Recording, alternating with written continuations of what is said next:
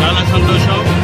ఇవాళ ఎర్రగొండపాలెంలో జరిగినటువంటి 3 by elections కూడా వైఎస్ఆర్సీపీ కైవసం చేసుకుంది. మా అభ్యర్థులే కైవసం చేసుకున్నారు. దానికి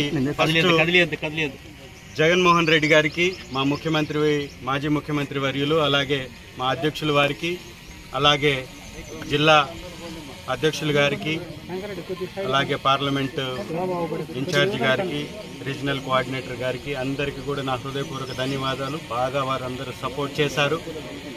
దాంతోపాటుగా ఇక్కడ ఉన్నటువంటి పోలీస్ శాఖ వారు కూడా చిన్న చివరిలో వీరిని బంధించినా కూడా వారిని ఒకరిని తీసుకొని రావడంలో సహాయం చేసినటువంటి పోలీస్ సిబ్బంది వారికి, వారి పై అధికారులకు కూడా నా హృదయపూర్వక ధన్యవాదాలు. నేను ముందు నుంచి చెప్తున్నటువంటి అంశమే, ఇక్కడ ఒక్కరంటే ఒక తెలుగుదేశం పార్టీకి సంబంధించినటువంటి ఎంపీటీసీ అభ్యర్థి లేనే లేదు.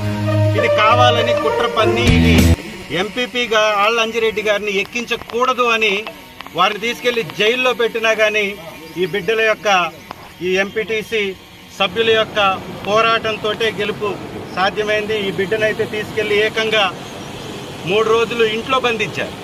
ఈ బిడ్డని 3 రోజులు ఇంట్లో బంధించారు. ఎవరింట్లో బంధించారు?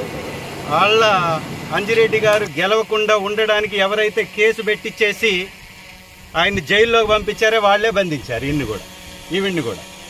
సో అనేక మంది మీద ప్రెషర్, వారి వ్యాపారాలు చేయనీయమని, వారి మీద కేసులు పెడతామని, వారిని కొడతామని, వారిని ఇక్కడ వ్యాపారాలు చేయకుండా అడ్డుకుంటామని, రాజకీయంగా పతనం చేస్తామని అనేక ప్రలోభాలకు గురి చేసినా కూడా ధైర్యంగా నిలబడి వారు ఇవాళ బయటకు వచ్చారు.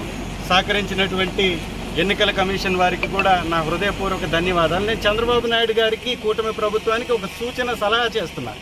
నిజంగా మీరు మంచి పరిపాలన అందిస్తున్నారు అనేటటువంటి ప్రచారం నిజమైతే, మీ పార్టీ మీకు నమ్మి ఉంటే, మీరు ప్రజలని నమ్మితే బ్యాలెట్